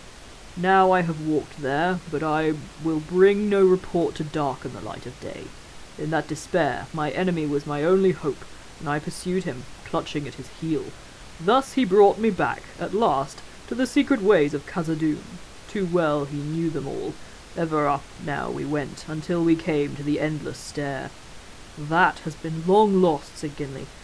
Many have said that it was never made save in legend, but others say that it was destroyed. It was made, and it had not been destroyed, said Gandalf. From the lowest dungeon to the highest peak it climbed, ascending an unbroken spiral in many thousand steps, but it issued at last in Durin's tower, carved in the living rock of Zirac-Zigil, the pinnacle of the Silvertine. There, upon Celebdil, was a lonely window in the snow, and before it lay a narrow space, a dizzy eyrie above the mists of the world. The sun shone fiercely there, but all below was wrapped in cloud. Out he sprang, and even as I came behind, he burst into new flame. There was none to see, or perhaps in after ages songs would still be sung of the battle at the peak. Suddenly, Gandalf laughed. But what would they say in song? Those that looked up from afar thought that the mountain was crowned with storm. Thunder they heard, and lightning, they said, smote upon Celebdil, and leapt back, broken into tongues of fire. Is that not enough? The great smoke rose about us, vapour and steam. Ice fell like rain. I threw down my enemy, and he fell from the high place, and broke the mountainside where he smote it in his ruin. Then darkness took me, and I strayed out of thought and time, and I wandered far on roads that I will not tell. Naked I was sent back, for a brief time until my task is done, and naked I lay upon the mountain top. The tower behind was crumbled into dust, the window gone. The ruined stair was choked with burned and broken stone. I was alone, forgotten, without escape upon the hard horn of the world. There I lay, staring upward while the stars wheeled overhead, and each day was as long as a life-age of the earth. Faint to my ears came the gathered rumour of all lands, the springing and the dying, the song and the weeping, and the slow, everlasting groan of overburdened stone. And so at last, Gwaihir, the Wind Lord, found me again. Then he took me up and bore me away. Ever am I fated to be your burden, friend at need, I said. What was the strange noise? Oh, the rats, of course.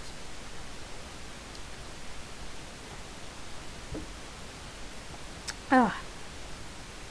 A burden you have been, he answered, but not so now. Light as a swan's feather in my claw you are.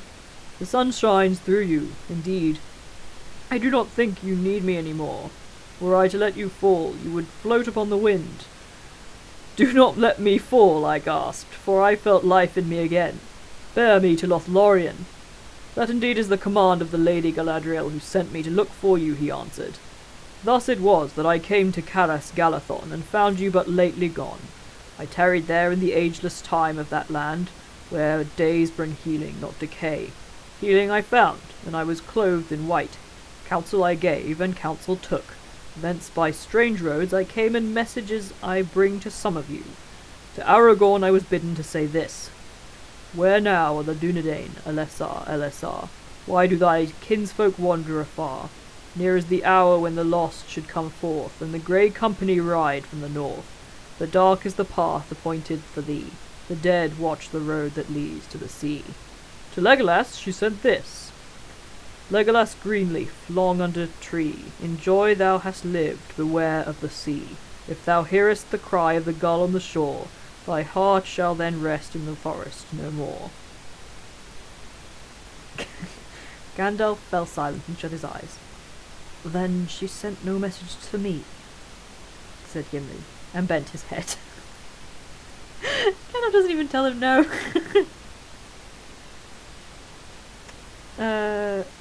Well, I guess he does. Okay. Dark are her words, said Legolas, and little do they mean to those that receive them. That is no comfort, said Gimli. What then, said Legolas? Would you have her speak openly to you of your death? Yes, if she had naught else to say. What is that? Said Gandalf, opening his eyes. Yes, I think I can guess what her words may mean. Your pardon, Gimli, I was pondering the messages once again. But indeed she sent words to you, and neither dark nor sad. Bastard. Love the way Legolas is, like, jealous. Like, initially he was like, he likes Galadriel, that's great. And now he's like, oh, maybe this is too much now. Anyway. To Gimli, son of Glóin, she said, give this lady's greeting, Lock-bearer. Wherever thou goest, my thought goes with thee. But have a care to lay thine axe to the right tree. In happy hour you have returned to us, Gandalf, cried the dwarf, capering as he sang loudly in the strange dwarf tongue. Come, come, he shouted, swinging his axe. Since Gandalf's head is now sacred, let us find one that is right to cleave. That will not be far to seek, said Gandalf, rising from his seat. Come, we have spent all the time that is allowed to a meeting of parted friends. Now there is need of haste. They always say there is need of haste, and then they spend an inordinate amount of time doing things. It's very funny. Like, maybe if they'd come a little earlier, I don't know, maybe Grima could have not run away. Never mind.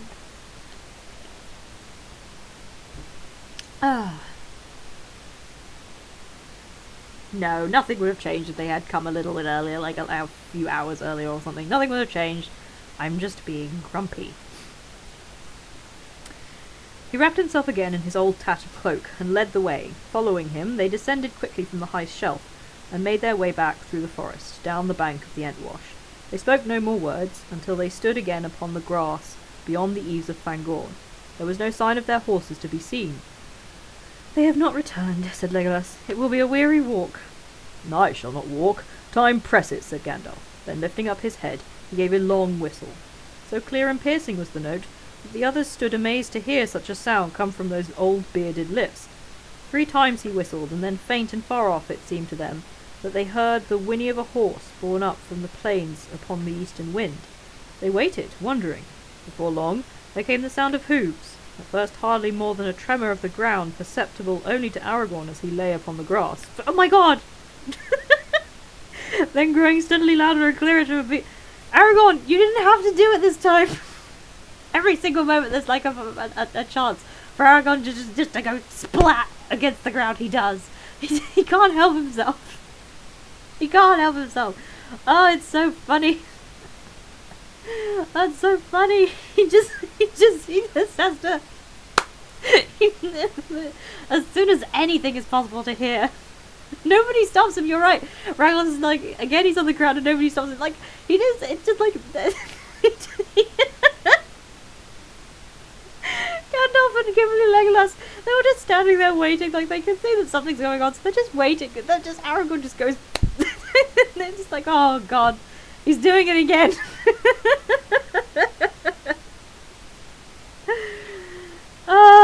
I know he likes the dirt peaches, I know, but it's just very funny. It's just so funny because the way it's written, it always makes it sound like he does it so quickly, like he just falls flat on his face.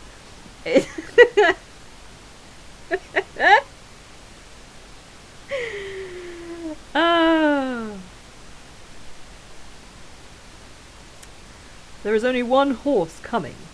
There is more than one horse coming, said Aragorn. Certainly, said Gandalf. We are too great a burden for one. There are three, said Legolas, gazing out over the plain. Again with this, Legolas, you could have told us this. See how they run. There is Hasufel, and there is my friend Arod beside him. And there is another that strides ahead. Oh, a very great horse. I have not seen his like before. Nor will you again, said Gandalf. That is Shadowfax.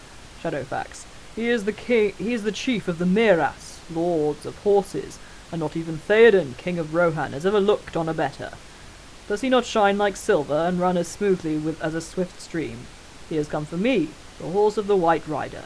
We are going to battle together. Yes, as Seven Stars says, yes, the horse he stole. Again, the horse that. So this is the other thing that I'm still confused about, because obviously they had to try to ride him if they then found out that he was wild and couldn't be ridden. Which means that Theoden could try to ride him. Because no one else is allowed to ride Shadowfax. So Theoden tried. But he couldn't. But it's wild that, like he's, like, they come to him and he's barely upright, so it seems odd that he was able to try and ride a horse, but never mind.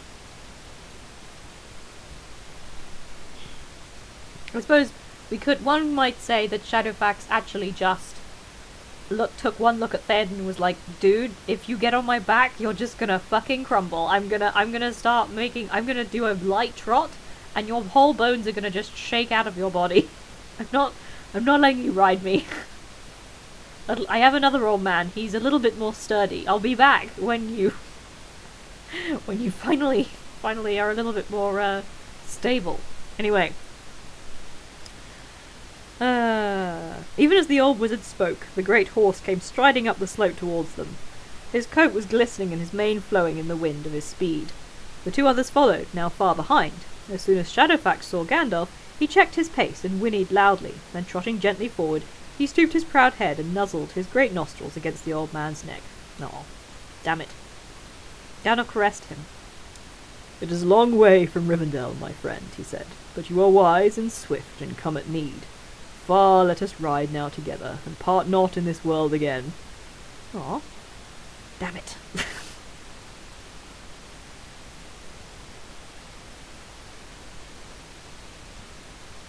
Ragnar says maybe other people tried to capture him to bring him to the stables and found out that way. Well, I don't think so, because Shadowfax is like a lot of the horses. They're kind of pastured in fields. So the only reason that they would capture him and then bring him back would be, I mean, I guess they could capture him and bring him back because they wanted to make sure that Gandalf hadn't ridden him too hard, or I don't know. Possible. There are other reasons. I quite like my reason though.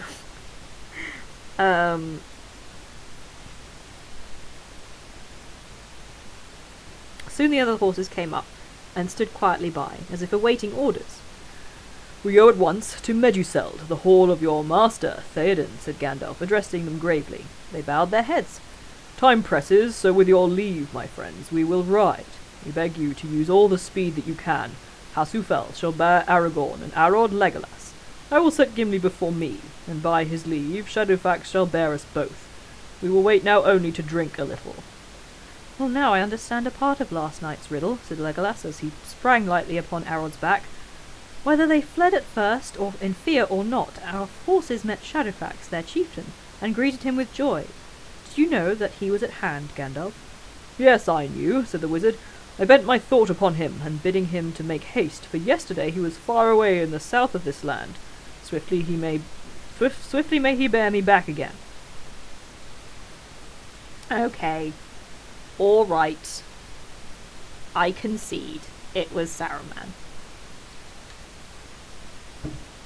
Finally, I am convinced, because Legolas says whether they left first in fear or not. So that's possible. So it was probably Saruman, or Gandalf is lying, which I'm not discounting, but I think it's probably it was.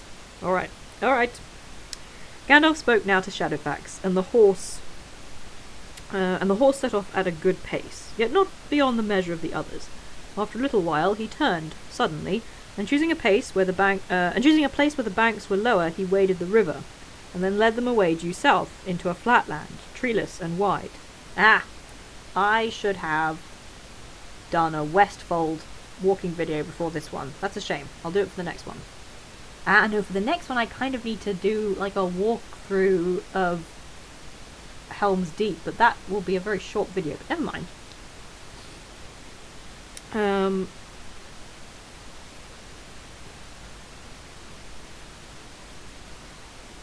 True as wide.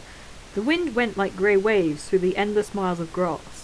There was no sign of road or track, but Shadowfax did not stay or falter.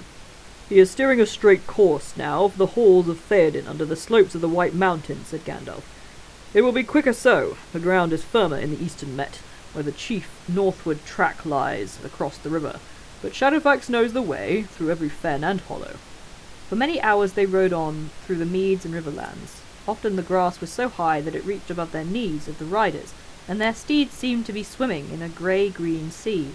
They came upon many hidden pools and broad acres of sedge, waving above wet and treacherous bogs, but Shadowfax found the way, and the other horses followed in his swath. Slowly the sun fell from the sky, down into the west. Looking out over the great plain, far away the riders saw it for a moment, like a red fire sinking into the grass. Low upon the edge of sight, shoulders of the mountain glinted red upon either side. The smoke seemed to rise up and darken the sun's disk to the hue of blood, as if it had kindled the grass as it passed down from the rim of the earth. There lies the gap of Rohan, said Gandalf. It is now almost due west of us. That way lies Isengard. I see a great smoke, said Legolas. What may that be? Battle and war, said Gandalf. Ride on. And now we have come to the King of the Golden Hall.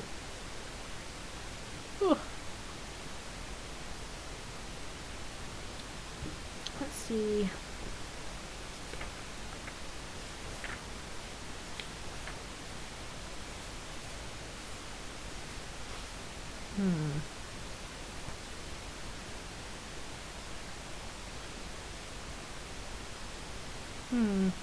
I might not go on that much longer.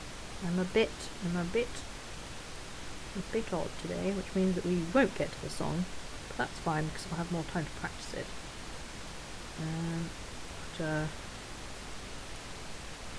Yeah, we'll keep going for a bit, but I'm a bit wobbly. Okay, King of the Golden Hall. They rode on through sunset and slow dusk and gathering night. When at last they halted and dismounted, even Aragorn was stiff and weary.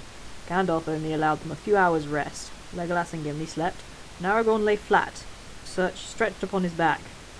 But Gandalf stood, leaning on his staff, gazing into the darkness, east and west. All was silent, and there was no sign nor sound of living thing. The night was barred with long clouds, fleeting upon a chill wind, when they arose again. Under the cold moon they went on once more, as swift as by the light of day. Hours passed, and still they rode on. Gimli nodded, and would have fallen from his seat if Gandalf had not clutched and shaken him. Pasiphae and Arod, weary but proud, followed their tireless leader, a grey shadow before them, hardly to be seen. The miles went by, the waxing moon sank into the cloudy west. A bitter chill came into the air. Slowly in the east, the dark faded into a cloudy grey. Red shafts of light leapt above the black walls of the Emmenmuil, far away upon their left. Dawn came clear and bright. A wind swept across their path, rushing through the bent grasses. Suddenly Shadowfax stood still and neighed. Gandalf pointed ahead. "Look," he said, he cried, and they lifted their tired eyes. Before them stood the mountains of the south, white-tipped and streaked with black. The grasslands rolled against the hills that clustered at their feet, and flowed up into many valleys still dim and dark, untouched by the light of dawn. Winding their way into the heart of the great mountains, immediately before the travellers, the widest of those glens opened like a long gulf among the hills. Far inward they glimpsed a tumbled mountain mass with one tall peak. At the mouth of the vale there stood like a sentinel a lonely height. About its feet there flowed, as a thread of silver, the stream that issued from the dale. Upon its brow they caught, still far away, a glint in the rising sun, a glimmer of gold. "Speak, Legolas," said Gandalf. "Tell us what you see there before us." Legolas gazed ahead, shading his eyes from the level shafts of the new-risen sun. "I see a white stream that comes down from the snows," he said. "Where it issues from the shadow of the vale, a green hill rises upon the east. A dyke and a mighty wall and thorny fence encircle it. Within there rise the roofs of houses, and in the midst, set upon a green terrace, there stands aloft a great hall of men, and it seems to my eyes that it is thatched with gold. The light of it shines far over the land. Golden too are the posts of its doors. There men in bright mail stand, but all else within the courts are yet asleep." "Edoras, those courts are called," said Gandalf, "and Meduseld is that golden hall. There dwells Theoden, son of Thengel, king of the Mark. We are come with the rising of the day. Now the road lies plain to see before us, but we must ride more warily, for war is abroad, and the Rohirrim, the horse lords, do not sleep, even if it seem so from afar. Draw no weapon, speak no haughty word. I counsel you all, until we come before Theoden's seat." Really?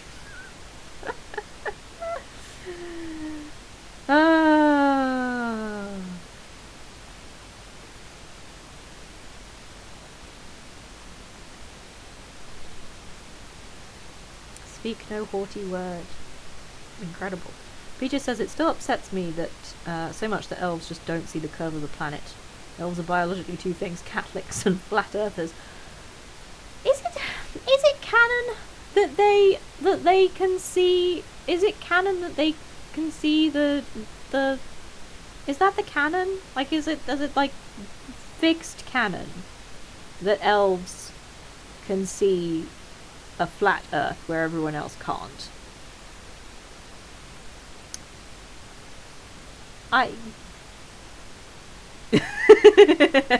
Everyone's gone. Oh, poor Dessa. Don't speak a haughty word. No haughty words here. Also, don't take out your sword.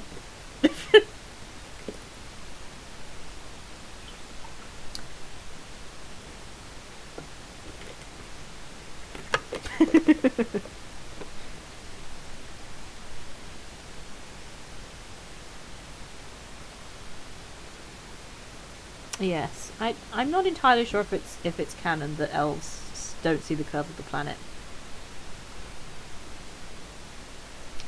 I think it's more that they just know how.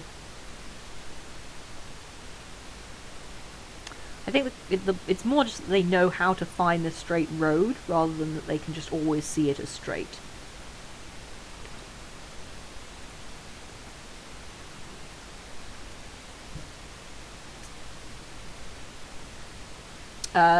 Prince Imrahil says, not sure, like if it comes from Silmarillion then they saw the Earth as it is. It was made round at the end of the First Age, if I remember well. No, it wasn't made, it was made round as a punishment. It's rather nice actually, because we're coming up to Meduseld in the video, which is rather helpful. But No, it was made as a punishment. It was made round as a punishment. Eru made it round. That's why Numenor is sunk under the sea. It's because he made it round. That's why. They made it round so that nobody could get to Valinor, basically. It was the only time Eru ever did anything. It was the only time Eru ever did anything, and it was to help the Valar who don't need help.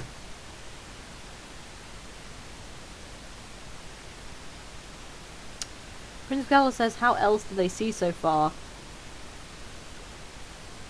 Then surely Ratnor says magic, and then he says, well, surely them seeing a flat earth when it's round is also magic. I know, I guess, but I don't think I've ever heard, I don't know anywhere which says that it is absolute canon that they literally, can, fuck it, it's just wild. Because then Peaches is right. And they are biologically flat earthers, which is a terrible thing. That's terrible. I hate that. Oh, excuse me. But at least they're not biologically Catholic because it's laws and customs of the Eldar, so it's not a biology thing. It's just their laws and customs. Peaches says, and go, God forbid, Peaches is right sometimes. Yes. I just don't want you to be right about this, though. And I don't think you want to be right about it either. Okay, let's keep going. For a little bit.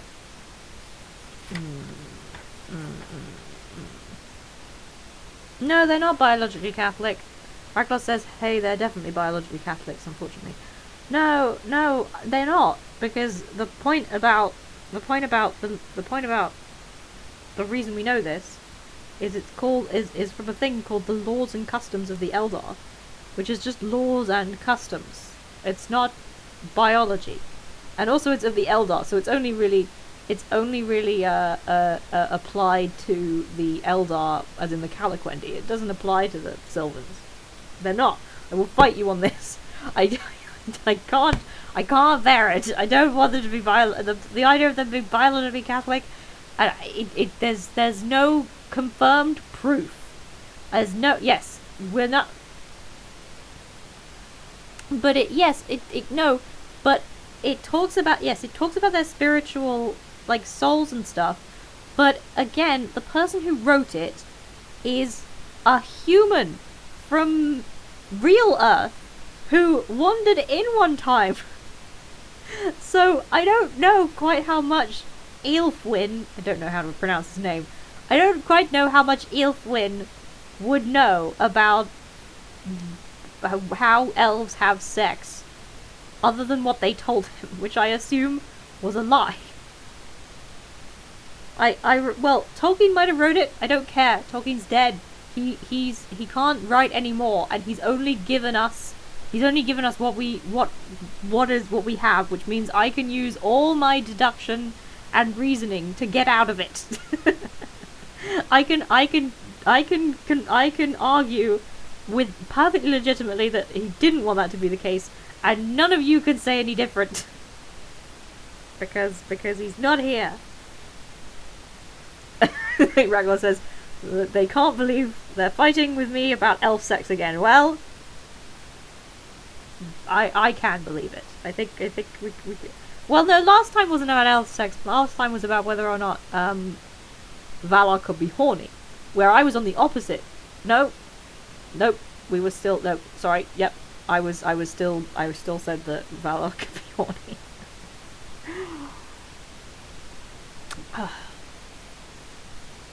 Anyway, we're not talking about that now. We're not. We won't.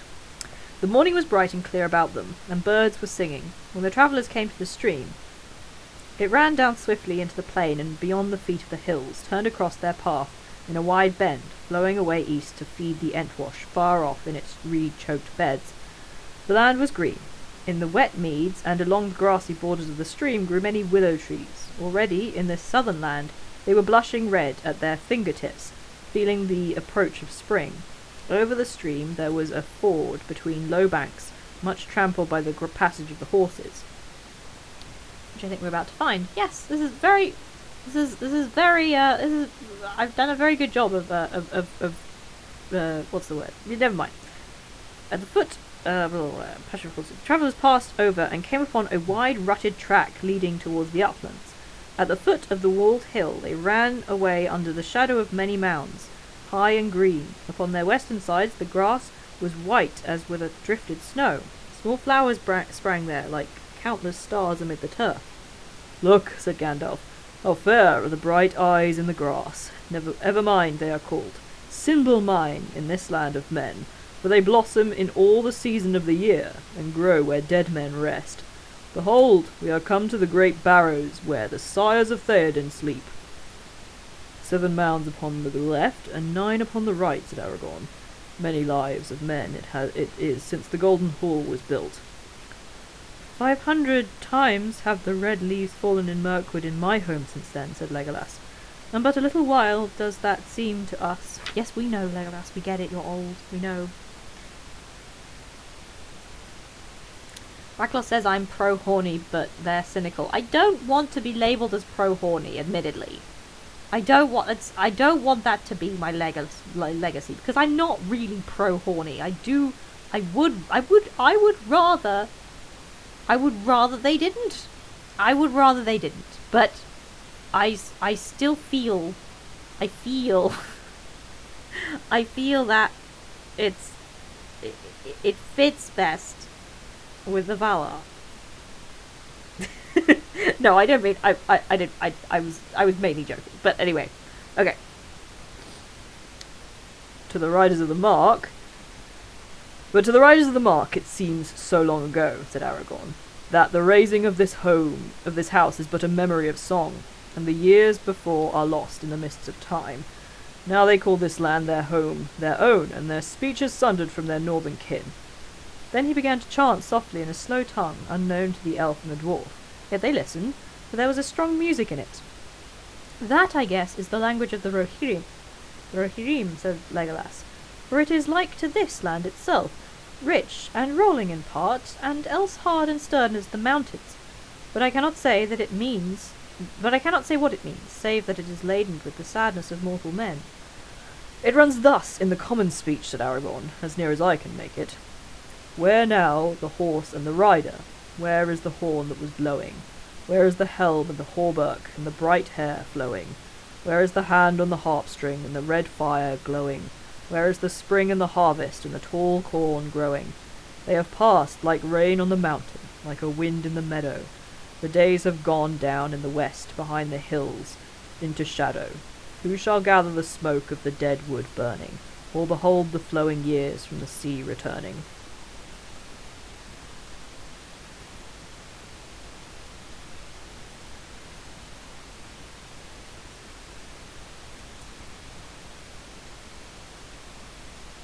What the hell does that last line mean? Or behold the flowing years from the sea returning?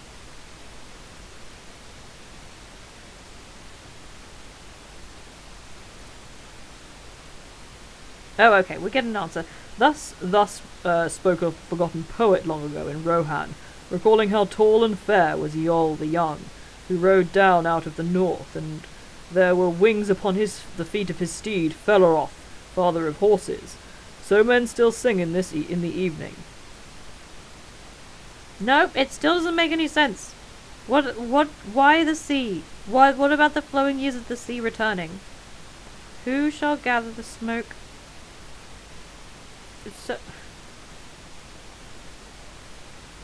It's not talking about Eol the Young. Why is it talking about the Eol the Young? I don't see any Eol the Young in here. Here we've come to the barrows of the horse lords, which is very lovely and very well done in Lord of the Rings Online. Okay. We're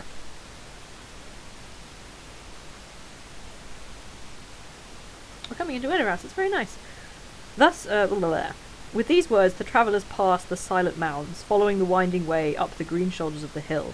They came at last to the wide wind-swept walls and the gates of Edoras. There sat many men in bright mail, who sprang at once to their feet and barred the way with spears. Stay, strangers here unknown, they cried, in the tongue of the Riddermark, demanding the names and errands of the strangers. Wonder was in their eyes, but little friendliness, and they looked darkly upon Gandalf. Well, I do not understand your speech, he answered in the same language. What?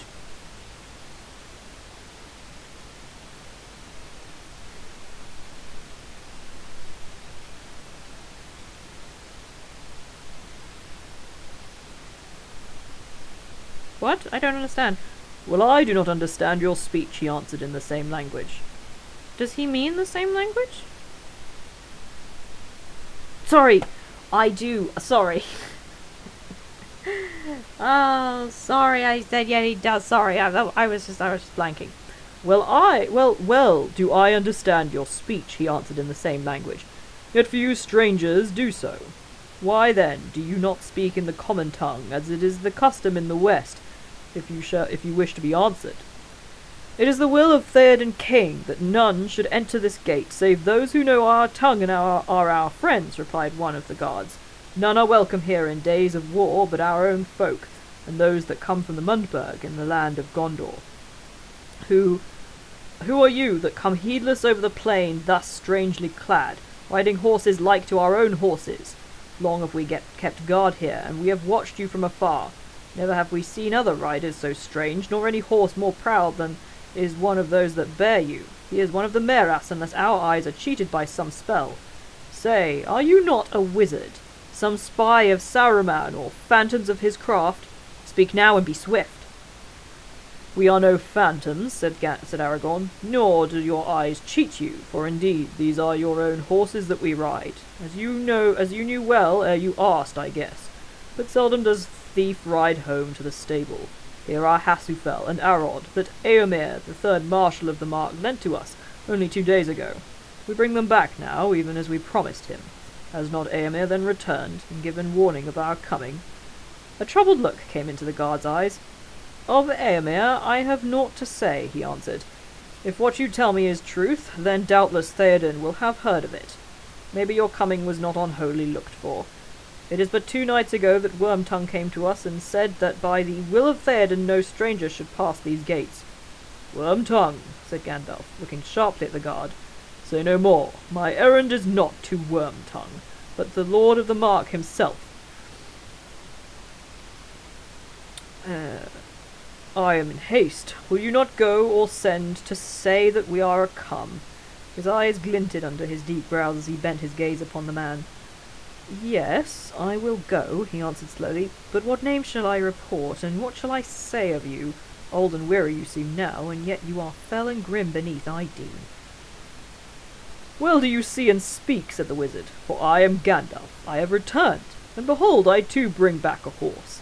Here is Shadowfax the Great, whom no hand can tame, and here beside me is Aragorn, son of Arathorn, the heir of kings, and it is to Mundburg that he goes. Here also are Legolas the elf, and Gimli the dwarf, our comrades. Now go and say to your master that we are at his gates, and would have speech with him, if he will permit us to come into his hall. Strange names you give indeed, but I will report them as you bid, and learn my master's will, said the guard. Wait here a little while, and I will bring you such answer as seems good to him. Do not hope too much, these are dark days. He went swiftly away, leaving the strangers in the watchful keeping of his comrades. After some time he returned. Follow me, he said. Theoden gives you leave to enter, but any weapon that you bear, be it only a staff, you must leave on the threshold. The door wardens will keep them. Oh god, are we gonna go all the way up to fucking...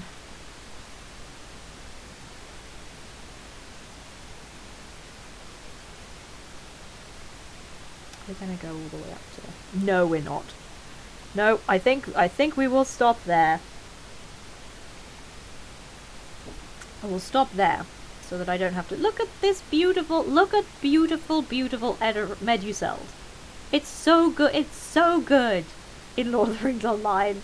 Like, one of the things I used to say about the film was that they did Edoras really well. And then I looked at Lord of the Rings Online and I was like, wait, actually,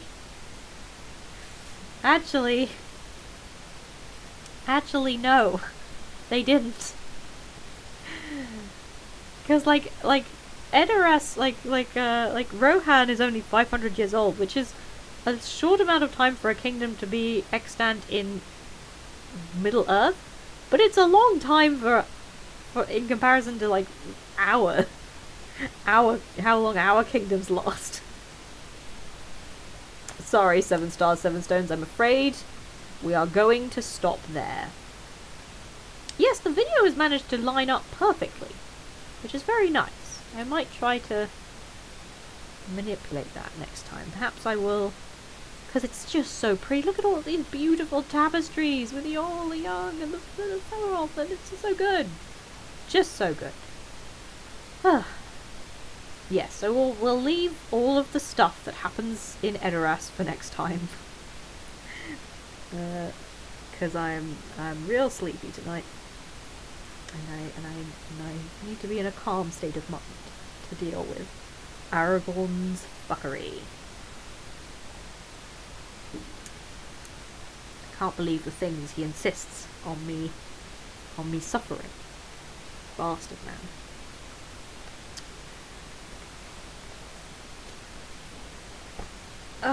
Okay. Yep, and we have a song next time, and all good things. All good things. It'll be a good time tomorrow. Perhaps, how shall I do it? Because I'll have to do another walking video. I'll do another walking video from Edoras, and then we'll go around Helm's Deep. Maybe I'll try starting one of the Battle of Helm's Deep quests. That could work. We could try with that. We could see how well, but I mean, you have to kind of do stuff in the Battle of Helm's Deep. Oh my god, there's Fastred and Falkred, our boys, who get killed. Poor boys. Don't know why. Yeah.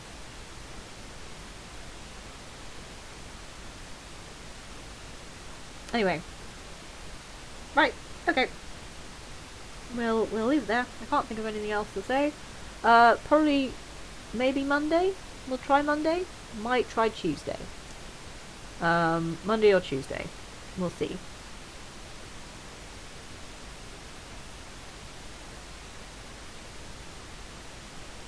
Yep. Evening, everybody. Hope everyone has a good night. And I'll see you next time. Yeah. Toodaloo.